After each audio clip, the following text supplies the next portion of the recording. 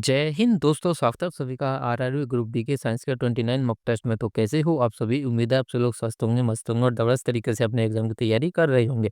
जैसा कि आप सभी को पता है कि हम प्रत्येक मॉक टेस्ट में साइंस के मोस्ट इंपॉर्टेंट क्वेश्चन करते हैं और टारगेट रहता है 25 में से 25 मार्क्स आने का। तो चलिए वीडियो को स्टार्ट करते हैं। उससे पहले यदि आप इस चैनल पर नए हो तो चैनल को सब्सक्राइब कर देना, वीडियो को लाइक जरूर कर देना। तो चलिए देखते हैं फर्स्ट क्वेश्चन को। हमारा पहला क्वेश्चन है, जल में घुली हुई अशुद्धियों को हटाने के लिए इनमें से कौन सी प्रक्रिया अपनाई जाती है? तो जल में घुली हुई अशुद्धियों को हटाने के लिए कौन सी प्रक्रिया अपनाई जाती है? वो हो जाएगी आसवन विधि। तो आसवन विधि द्वारा जल में घुली अशुद्धियों को दूर किया जाता है। Option number A right answer हो जाएगा। और आसवन विधि का उपयोग किसके लिए करते हैं?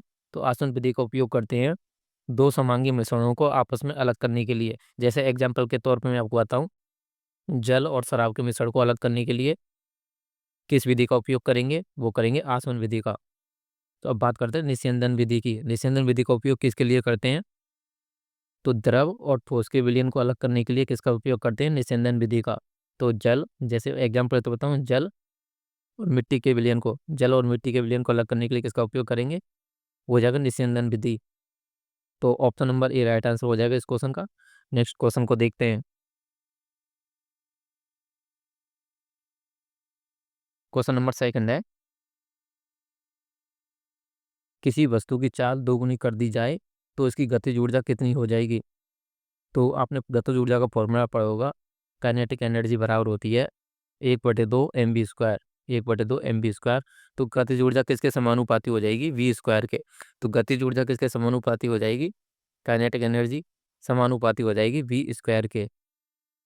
वो क्या कर रहा है? चाल को दोगुनी कर रहा है। तो ये गतिज ऊर्जा बराबर कितनी हो जाएगी? v की जगह 2v रख देंगे और इसका हो जाएगा वर्ग। और 2 का वर्ग कितना होता है? 4 होता है, तो हो जाएगा 4v²। तो गतिज ऊर्जा कितनी हो जाएगी? 4 गुनी हो जाएगी। तो option number C right answer हो जाएगा। गतिज ऊर्जा को कितनी गुनी हो जाएगी? 4 गुनी हो जाएगी। यदि वो कहता कि यदि मास को या द्रव्यमान को दुगना कर देते हैं तो गतिज ऊर्जा के कितनी हो जाएगी, कितनी गुनी हो जाएगी? तो गतिज ऊर्जा होगी दोगुनी, क्योंकि गतिज ऊर्जा मास के समानुपाती होती है। काइनेटिक एनर्जी बराबर क्या होती है? 1/2 mv²। मास के क्या होती है? समानुपाती होती है, लेकिन v² के v समानुपाती होती है। तो option number C right answer होगा इस क्वेश्चन का। नेक्स्ट क्वेश्चन को देखते हैं। नेक्स्ट क्वेश्चन है और मोस्ट इंपॉर्टेंट क्वेश्चन, जीवाणुओं का अध्ययन क्या कहलाता है? तो सबसे पहले बात करते हैं जीवाणुओं के अध्ययन की। यहाँ बैक्टीरिया के अध्ययन की। बैक्टीरिया के अध्ययन को क्या कहते हैं? बैक्टीरियोलॉजी कहते हैं। बैक्टीरियोलॉजी, बैक्टीरियोलॉजी कहते हैं बैक्टीरिया के अध्ययन को। लेकिन ऑप्शन में बैक्टीरियोलॉजी कहीं भी नहीं दिया गया है। लेकिन हमसे इनडायरेक्टली रूप से पूछा गया है कि साइंस की किस शाखा के अंतर्गत जीवाणुओं के अध्ययन किया जाता है? तो वो किया जाता है माइक्रोबायोलॉजी के अंतर्गत। माइक्रोबायोलॉजी के अंतर्गत जीवाणुओं के अध्ययन, वायरस के अध्ययन, कवक, शैवाल, इनके अध्ययन को क्या क्या कहते हैं? माइक्रोबायोलॉजी। वैसे इनके अलग अलग बात करें, जैसे वायरस के अध्ययन की बात करें तो वायरस के अध्ययन को वायरोलॉजी कहते हैं। कवक के अध्ययन को मायोलॉजी कहते हैं, माइकोलॉजी। शैवाल के अध्ययन को फाइकोलॉजी कहते हैं। और जीवाणु के अध्ययन को बैक्टीरियोलॉजी कहते हैं। वायरस के अध्ययन को वायरोलॉजी कहते हैं। लेकिन इन सभी का अध्ययन विज्ञान की किस शाखा के अंतर्गत करते हैं? वो करते हैं माइक्रोबायोलॉजी के अंतर्गत। तो option number A right answer होगा इस क्वेश्चन का। अब बात करते हैं बॉटनी की। बॉटनी के अंतर्गत हम किसका अध्ययन करते हैं? तो वो करते हैं पेड़ पौधों का। पेड़ पौधों का अंतर्गत, सॉरी, पेड़ पौधों का अध्ययन किसके अंतर्गत करते हैं? वो करते हैं बॉटनी के अंतर्गत। जूलॉजी की बात करें, जूलॉजी के अंतर्गत किन का अध्ययन करते हैं? तो एनिमल का या जंतुओं का, एनिमल या जंतु जानवरों का अध्ययन किसके अंतर्गत करते हैं? जूलॉजी के अंतर्गत। एंड एनाटॉमी के अंतर्गत किसका अध्ययन करते हैं? तो एनाटॉमी के अंतर्गत अध्ययन करते हैं शरीर के स्ट्रक्चर का, शरीर के ढांचे का, शरीर के ढांचे का अध्ययन करते हैं। तो option number A right answer होगा इस क्वेश्चन का। उम्मीद है आप इस क्वेश्चन को समझ गए होंगे। तो इस अगले क्वेश्चन को कराने से पहले मैं आपको बता दूं कि मैंने एनटीपीसी जीके के लिए 25 क्लास कराई थी और मोस्ट इंपॉर्टेंट क्लास कराई थी ये। पहले उन वीडियो को एक बार जरूर देख लेना, फिर देखना आपका जीके का स्कोर बढ़ जाएगा उन वीडियो को देख के, क्योंकि मैंने मोस्ट इंपॉर्टेंट क्वेश्चन कराए थे जीके के। एक बार पहले इन वीडियो को जरूर देखना, फिर आपको पता पड़ जाएगी कि मैंने कितने मोस्ट इंपॉर्टेंट क्वेश्चन कराए थे। नेक्स्ट क्वेश्चन को देख लेते हैं। नेक्स्ट क्वेश्चन है, हरा पौधा प्रकाश संश्लेषण के लिए कौन सी किरणें उपयोग करता है? तो हरा पौधा होता है वो प्रकाश संश्लेषक की कौन सी किरणें उपयोग करता है, वो करता है लाल और नीली। बहुत से बच्चे सोचते हैं कि हरा पौधा होगा प्रकाश संश्लेषक के हरे रंग के प्रकाश को तो उपयोग करेगा ही करेगा, लेकिन ऐसा नहीं होता है। वो लाल और नीली रंग की किरणों का उपयोग करता है और हरे रंग के प्रकाश को परावर्तित कर देता है। हरे रंग के प्रकाश को परावर्तित कर देता है और लाल और नीली किरणों का उपयोग करता है। Option number A right answer होगा इस क्वेश्चन का। नेक्स्ट क्वेश्चन को देखते हैं। नेक्स्ट क्वेश्चन है, किसी वस्तु का वेग 10 मीटर प्रति सेकंड से बढ़कर 30 मीटर प्रति सेकंड हो जाता है, तो समय 5 सेकंड है, तो उसका त्वरण कितना होगा? आपने त्वरण का फॉर्मूला पढ़ा होगा। त्वरण बराबर क्या होता है? वेग में परिवर्तन की दर त्वरण होती है। वेग का है, वेग क्या है? प्रारंभिक वेग माइनस अंतिम वेग अपॉन समय, ये होता है त्वरण का फॉर्मूला। त्वरण का फॉर्मूला क्या होता है? त्वरण बराबर प्रारंभिक वेग माइनस अंतिम वेग अपॉन समय। तो प्रारंभिक वेग कितना दिया हुआ है, तो त्वरण बराबर हो जाएगी प्रारंभिक वेग, सॉरी अंतिम वेग कितना हुआ है 30, प्रारंभिक वेग कितना दिया हुआ 10, समय कितना हुआ 5। जब 30 में से 10 जाएंगे तो 20 बचेंगे और 20 का 5 में भाग 5 से भाग देंगे तो कितना आ जाएगा? 4 मीटर प्रति सेकंड स्क्वायर। तो त्वरण कितना आ जाएगा? 4 मीटर प्रति second square. Option number C right answer हो जाएगा इस क्वेश्चन का, यहाँ पे दिया हुई है। नेक्स्ट क्वेश्चन को देख लेते हैं। आपको फॉर्मूले आते होंगे तो आप इन क्वेश्चनों को इजीली कर लोगे, क्योंकि फॉर्मूला बेस्ड क्वेश्चन ही आते हैं ग्रुप डी में। नेक्स्ट क्वेश्चन है, वह द्रव जो ठोस और द्रव दोनों के गुण रखता है, तो ऐसा कौन सा द्रव है जो ठोस और द्रव दोनों के गुण रखता है? वो हो जाएगा कॉलॉइड। तो option number A right answer हो जाएगा इस क्वेश्चन का। कॉलॉइड होता है वो ठोस और द्रव दोनों के गुण रखता है। नेक्स्ट क्वेश्चन को देखते हैं। क्वेश्चन नंबर 7 है, पौधों में जल का ऊपर की ओर उठना किसका कारण होता है? तो पौधों में जल का ऊपर की ओर उठना किसका कारण होता है? वो होता है केशिकत्व के कारण। और केशिकत्व पर आपका एग्जाम्पल बताऊं तो आपने घरों में दिए देखे होंगे।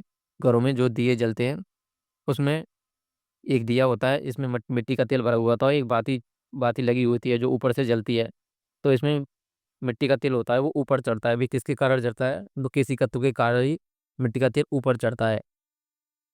तो option number A right answer होगा इस क्वेश्चन का। दिए शायद आपने देखे होंगे, आसन विधि मैंने भी आपके लिए बता दी थी। ऊर्ध्वपातन की बात करें तो किसी ठोस का सीधा गैस में बदलना, किसी ठोस का सीधा गैस में बदलना ऊर्ध्वपातन कहलाता है। तो option number A right answer होगा इस क्वेश्चन का। नेक्स्ट क्वेश्चन को देखते हैं। क्वेश्चन नंबर 8 है, पेनिसिलिन की खोज किसने की थी? तो पेनिसिलिन की खोज किसने की थी? वो की थी अलेक्जेंडर फ्लेमिंग के द्वारा। अलेक्जेंडर फ्लेमिंग के द्वारा पेनिसिलिन की खोज की गई थी और यह प्रथम एंटीबायोटिक थी। प्रथम एंटीबायोटिक कौन सी थी? पेनिसिलिन थी। और जिसकी खोज किसने की थी? अलेक्जेंडर फ्लेमिंग के द्वारा। अब बात करें एडवर्ड जेनर की। एडवर्ड जेनर ने किसकी खोज की थी? तो वो की थी चेचक के टीके की। प्रथम टीके की खोज किसने की थी? एडवर्ड जेनर ने। प्रथम टीका कौन सा खोजा गया था? चेचक का टीका प्रथम बार खोजा गया था और इसकी खोज किसने की थी? एडवर्ड जेनर के द्वारा। लुईस पास्चर की बात करें तो रेबीज के टीके की खोज किसने की थी? रेबीज के टीके की रेबीज के टीके की खोज लुईस पास्चर के द्वारा की गई थी। ग्रेगर जॉन मेंडल की बात करें तो ग्रेगर जॉन मेंडल को आनुवांशिकी का पिता कहा जाता है। ग्रेगर जॉन मेंडल को आनुवांशिकी का पिता कहा जाता है, आपको इसे याद रखना है। आनुवांशिकी का पिता या आनुवांशिकी का जनक कैसे कहते हैं? ग्रेगर जॉन मेंडल को। So option number B right answer होगा इस क्वेश्चन का। मैंने चार ऑप्शन आपको समझा दिए हैं। नेक्स्ट क्वेश्चन को देखते हैं। क्वेश्चन नंबर 9 है, किसी तरंग की आवृत्ति 500 हर्ट्ज और तरंग दैर्ध्य 0.68 मीटर है, तो उसकी चाल क्या होगी? तो मैंने आपको एक फॉर्मूला पढ़ाया था, वी बराबर एन लेमड़ा। वी बराबर एन लेमड़ा। वी क्या होता है? वेग होता है। एन क्या होता है? आवृत्ति। और लेमड़ा क्या होता है? तरंग दैर्ध्य। तो हमसे चाल पूछिए तो चाल बराबर क्या हो जाएगी?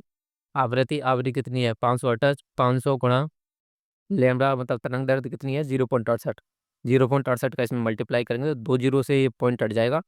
5 का मल्टीप्लाई जब 68 से करेंगे तो आ जाएगा 340। 340 मीटर प्रति सेकंड। वेग का मात्रा क्या होता है? ये तो मीटर प्रति सेकंड, तो 340 मीटर प्रति सेकंड इसका राइट आंसर हो जाएगा ऑप्शन नंबर बी। वी बराबर एन लेमड़ा से ये क्वेश्चन इजीली सॉल्व हो जाएगा। नेक्स्ट क्वेश्चन को देख लेते हैं। किसी चालक की लंबाई बढ़ाने पर उसका प्रतिरोध क्या होता है? बढ़ता है, घटता है, समान रहता है या शून्य हो जाता है? तो आपने फॉर्मूला पढ़ा होगा। वी बराबर क्या होता है? I R. वी बराबर आई आर से होता है, लेकिन आर बराबर क्या होता है? आर बराबर होता है rho L upon A. R बराबर क्या होता है? रो एल अपॉन ए। रो क्या होता है? प्रतिरोधकता होती है। एल क्या होती है? लंबाई होती है। ए क्या होता है? अनुप्रस्थ काट का क्षेत्रफल। तो प्रतिरोध होता है वो प्रतिरोधकता के तो समानुपाती होता है। और लंबाई के भी समानुपाती होता है, लेकिन अनुप्रस्थ काट क्षेत्रफल के व्युत्क्रमानुपाती होता है।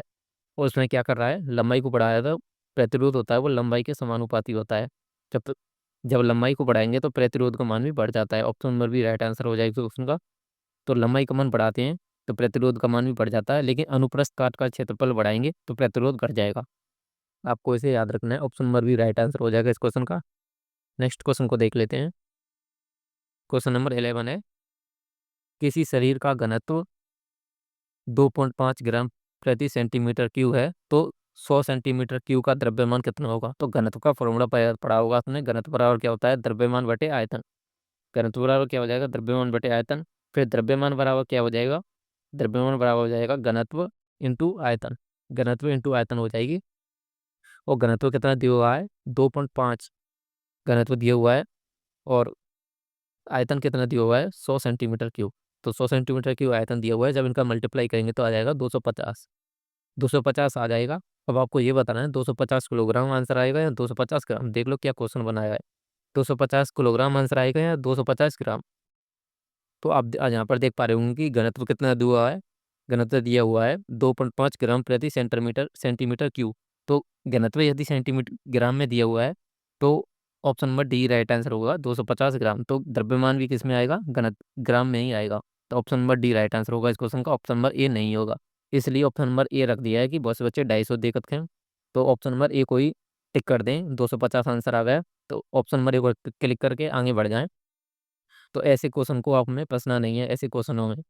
तो option number D right answer होगा। मैंने कल भी बताया था आपको, सबसे पहले आपको चारों क्वेश्चन चेक कर लेने हैं कि मेरा जो आंसर आया है वो कौन कौन से मैच का आ रहा है, कौन कौन से नहीं खा रहा है। क्योंकि कभी कभी एग्जाम में ऐसे ऑप्शन आ जाते हैं कि हम आते आते क्वेश्चन को गलत करके आ जाते हैं।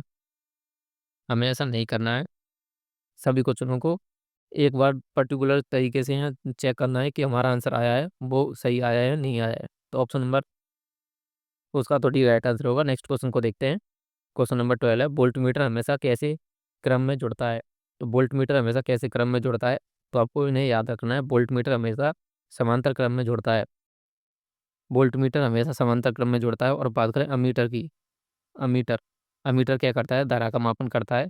अमीटर कौन से क्रम में जुड़ता है, अमीटर जुड़ता है सीढ़ी क्रम में। वोल्ट मीटर हमेशा समांतर क्रम में जुड़ता है और अमीटर हमेशा सीढ़ी क्रम में जुड़ता है। आपको इन दोनों को याद रखना है। इन दोनों से एक नई क्वेश्चन आपको एग्जाम में देखने के लिए मिल सकता है कि वोल्ट मीटर हमेशा कौन से क्रम में जुड़ता है। वोल्ट मीटर जुड़ता है समांतर क्रम में। और अमीटर कौन से क्रम में जुड़ता है, अमीटर जुड़ता है सीढ़ी क्रम में। और वोल्ट मीटर किसका मापन करता है, तो विभवांतर का मापन वोल्ट मीटर करता है। और अमीटर किसका मापन करता है, धारा का। तो आपको इन्हें याद रखना है कि कौन से क्रम में जुड़ता है। सो नेक्स्ट क्वेश्चन को देख लेते हैं। क्वेश्चन नंबर 13 है, ग्रीन हाउस प्रभाव के लिए कौन सी गैस मुख्य रूप से जिम्मेदार होती है। तो ग्रीन हाउस गैसें कौन कौन सी गैसें होती हैं, तो ग्रीन हाउस गैसें होती हैं carbon dioxide, methane, CH4, nitrous oxide, N2O। ये ग्रीन हाउस गैसें होती हैं और इनमें से सबसे ज़्यादा जिम्मेदार होती है वो होती है carbon dioxide. Option number C right answer होगा इस क्वेश्चन का। और ग्रीन हाउस प्रभाव क्या होता है, तो ग्रीन हाउस प्रभाव होता है वे गैसें जो हमारे पृथ्वी के तापमान को बढ़ा देती हैं, वे ग्रीन हाउस गैसें कहलाती हैं। तो उसके लिए सबसे ज़्यादा जिम्मेदार कौन सी गैस हो जाएगी, वो हो जाएगी carbon dioxide. Option number C right answer होगा इस क्वेश्चन का। नेक्स्ट क्वेश्चन को देख लेते हैं। क्वेश्चन नंबर 14 है, पौधों की जड़ों द्वारा जल का अवशोषण की प्रक्रिया क्या कहलाती है। तो पौधे की जड़ों द्वारा जल के अवशोषण की प्रक्रिया क्या कहलाती है, वो हो जाएगी परासरण। Option number B right answer हो जाएगा इस क्वेश्चन का। पौधे की जड़ों द्वारा जल का अवशोषण की प्रक्रिया क्या कहलाती है, परासरण कहलाती है। यहाँ एक और क्वेश्चन पूछा जाता है एग्जाम में कि पदार्थ के कणों द्वारा उच्च सांद्रता से निम्न सांद्रता की ओर गति क्या कहलाती है, वो भी कहलाती है परासरण। पदार्थ के कणों द्वारा उच्च सांद्रता से निम्न सांद्रता की ओर गति क्या कहलाती है, परासरण कहलाती है। विसरण की बात करें तो अर्धपारगम्य झिल्ली द्वारा उच्च सांद्रता से निम्न सांद्रता की ओर गति क्या कहलाती है, विसरण कहलाती है। इन दोनों में आपको मामूली सा डिफरेंस है, इन डिफरेंस को आपको याद रखना है। ऑप्शन नंबर भी राइट आंसर होगा इस क्वेश्चन का कि पौधे की जड़ों द्वारा जल के अवशोषण की प्रक्रिया क्या कहलाती है, परासरण कहलाती है। लेकिन आपसे कही जाती है अर्धपारगम्य झिल्ली द्वारा पदार्थ के कणों का उच्च सांद्रता से निम्न सांद्रता की ओर गति क्या कहलाती है, वो कहलाती है विसरण। इन दोनों को आपको याद रखना है। ऑप्शन नंबर भी राइट आंसर हो जाएगा इस क्वेश्चन का। नेक्स्ट क्वेश्चन को देख लेते हैं। तो क्वेश्चन नंबर 15 है, डायरेक्ट पूछे जाने वाला क्वेश्चन हो जाएगा कि किस पौधे को डूबने वाला पौधा कहा जाता है। तो पहली बार आपने ये क्वेश्चन देखा होगा कि डूबने वाला पौधा कौन सा हो जाएगा, वो हो जाएगा हाइड्रिला। हाइड्रिला पौधे को डूबने वाला पौधा भी कहा जाता है। Option number C right answer हो जाएगा इस क्वेश्चन का। ऐसे क्वेश्चन एग्जाम में डायरेक्ट पूछे जाते हैं। नेक्स्ट क्वेश्चन को देख लेते हैं। पृथ्वी के वायुमंडल में ओजोन परत किस गैस से बनती है? तो पृथ्वी के वायुमंडल में ओजोन गैस किसके कारण बनती है? आप जानते हो कि ओजोन का फॉर्मूला क्या होता है, O3 होता है, और ये किसके कारण बनती है, वो ऑक्सीजन के कारण बनती है। ऑक्सीजन का फॉर्मूला क्या होता है, O2 होता है। तो ऑप्शन नंबर भी राइट आंसर हो जाएगा इस क्वेश्चन का। ओजोन परत किस गैस से बनती है, वो हो जाएगी ऑक्सीजन से। तो ऑप्शन नंबर भी राइट आंसर हो जाएगा इस क्वेश्चन का। नेक्स्ट क्वेश्चन को देख लेते हैं। तो मैं आपको एक और बात बता दूं कि ओजोन परत होती है वो हमारे हमारे पृथ्वी के कौन से मंडल में पाई जाती है? वो पाई जाती है समताप मंडल में। ये भी क्वेश्चन एग्जाम में पूछा गया था कि ओजोन परत कौन से मंडल में पाई जाती है? वो पाई जाती है समताप मंडल में। सबसे पहला मंडल कौन सा होता है? क्षोभ मंडल, फिर समताप मंडल, मध्य मंडल, आयन मंडल और वायुमंडल। ये 5 मंडल होते हैं। यहाँ कह सकते हो कि 5 परत होती हैं। सॉरी, यहाँ कह सकते हो कि 5 परत होती हैं ये। इन पांचों परतों में कौन सी परत में पाई जाती है? दूसरी परत में पाई जाती है क्षोभ मंडल, समताप मंडल। समताप मंडल में पाई जाती है ओजोन परत। नेक्स्ट क्वेश्चन को देख लेते हैं। मस्तिष्क का कौन सा भाग संतुलन बनाए रखने में सहायता करता है? तो मस्तिष्क का कौन सा भाग संतुलन बनाए रखने में सहायता करता है? वो हो जाएगा cerebellum. Option number B right answer हो जाएगा। सेरिबेलम हमारे मस्तिष्क का विभाग होता है जो हमारे शरीर का संतुलन बनाए रखता है। जैसे आपने देखा होगा कि बहुत से व्यक्ति क्या है, दारू पी लेते हैं या शराब पी लेते हैं, तो उनको वो क्या करते हैं, उनको सही से चल भी नहीं पाते हैं। तो शराब पीने के कारण कौन सा भाग डिफेक्टिव होता है? वो होता है सेरिबेलम। ये भी एक एग्जाम में क्वेश्चन पूछा गया था कि शराब पीने के कारण कौन सा भाग डिफेक्टिव होता है मस्तिष्क का? वो हो जाएगा सेरिबेलम। और मेंडुला की बात करें तो अन्य क्रियाओं को नियंत्रित कौन करता है? जैसे सांस लेना, छींकाना, इनको नियंत्रित कौन करता है? मेंडुला करता है। तो सेरिबेलम कहाँ पे पाया जाता है? पश्चिम मस्तिष्क में पाया जाता है सेरिबेलम। तो ऑप्शन नंबर भी राइट आंसर हो जाएगा इस क्वेश्चन का। नेक्स्ट क्वेश्चन को देख लेते हैं। क्वेश्चन नंबर 19 है, विद्युत शक्ति का सूत्र क्या होता है? तो शक्ति की किसे कहते हैं? शक्ति बराबर होती है VI। शक्ति का फॉर्मूला क्या होता है? शक्ति बराबर होता है VI। P क्या होती है? शक्ति होती है। V क्या होता है? विभवांतर होता है। I क्या होती है? धारा। आपको इस फॉर्मूले को याद रखना है कि शक्ति बराबर क्या होता है? VI। जब हम आपने एक और फॉर्मूला पढ़ा होगा, B बराबर IR। ये फॉर्मूला तो आपने खूब पढ़ा होगा, B बराबर IR से। यदि हम B की जगह IR रख देते हैं तो B की जगह IR रखेंगे यहाँ पे, P बराबर IR इंटू आई। तो आई क्या हो जाएगा? आई स्क्वायर हो जाएगा, आई स्क्वायर आर। तो पी बराबर एक और फॉर्मूला बन गया हमारे पास, पी बराबर बन गया आई स्क्वायर आर। तो ऑप्शन नंबर सी भी राइट आंसर होगा, ए भी राइट आंसर होगा। तो option number D right answer हो जाएगा और दोनों ए और सी राइट आंसर हो जाएंगे। तो इन दोनों फॉर्मूले को आपको याद रखना है, पी बराबर वी आई और पी बराबर आई स्क्वायर आर। पी बराबर बी आई और पी बराबर आई स्क्वायर। तो option number D right answer हो जाएगा इस क्वेश्चन का। नेक्स्ट क्वेश्चन को देख लेते हैं।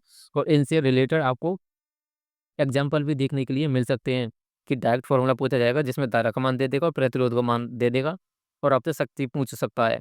और यदि आपको शक्ति दे दे या प्रतिरोध दे दे और धारा भी आपसे पूछी जा सकती है, तो आपसे कोई सा भी क्वेश्चन कैसे भी पूछा जा सकता है। आपको सब क्वेश्चनों के लिए तैयार रहना है। तो क्वेश्चन नंबर 20 है, शुष्क बर्फ ड्राई आइस क्या है? तो शुष्क बर्फ होती है वो ठोस कार्बन डाइऑक्साइड गैस होती है। तो ठोस कार्बन डाइऑक्साइड को शुष्क बर्फ कहते हैं। तो option number A right answer हो जाएगा इस क्वेश्चन का। ये क्वेश्चन एग्जाम में खूब पूछा जाता है। क्वेश्चन नंबर 21 है, मस्तिष्क को ढकने वाली झिल्लियों को क्या कहा जाता है? तो मस्तिष्क को ढकने वाली झिल्लियों को क्या कहा जाता है? तो वो हो जाएगा meninges. Option number B right answer हो जाएगा इस क्वेश्चन का। तो मस्तिष्क को ढकने वाली झिल्लियों को क्या कहा जाता है? वो हो जाएगा मेनिंजेस। न्यूरॉन के किसको कहते हैं? तो हमारे मस्तिष्क की या तंत्रिका तंत्र की किनेत्रोक एवं संरचनात्मक इकाई कौन सी होती है? न्यूरॉन होती है। आपको इसे भी याद रखना है। तो option number B right answer हो जाएगा। नेक्स्ट क्वेश्चन को देख लेते हैं। क्वेश्चन नंबर 22 है, पौधों में जाइलम का कार्य क्या होता है? तो पौधों में जाइलम का कार्य क्या होता है? तो जाइलम क्या करता है? जल व खनिज लवणों का परिवहन करता है। तो आप जानते हो कि जड़ों द्वारा जल और खनिजों का अवशोषण कर लिया जाता है और वो वह जाइलम के द्वारा पत्तियों तक या तनों तक पहुंचाया जाता है। और फ्लोएम क्या करता है? प्रकाश संश्लेषण के द्वारा जो भोजन बनता है, फ्लोएम उसको जड़ों तक पहुंचाता है। तो इन दोनों का कार्य अलग बिल्कुल विपरीत होता है।